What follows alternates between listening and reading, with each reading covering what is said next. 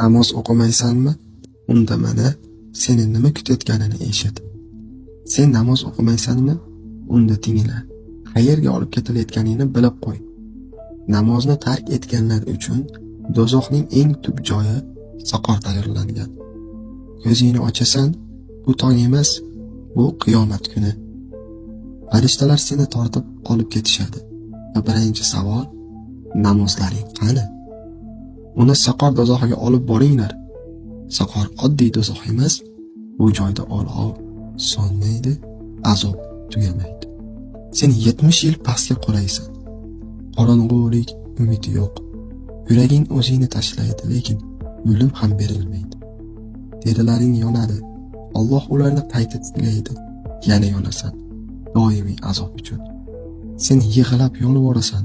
Yo Robbi, meni qaytar. Yana bir imkoniyat. Ammo farishtalar aytadi: "Ahli sen hayotda har kuni azon eshitarding, ammo rad etarding. Endi sening ovqating zaqqum, ichimlik qaynoq yog'li suyuqlik. Sen hali tiriksan. Bu xabarni eshityapsan. Demak, kech emas. Namozga qayt.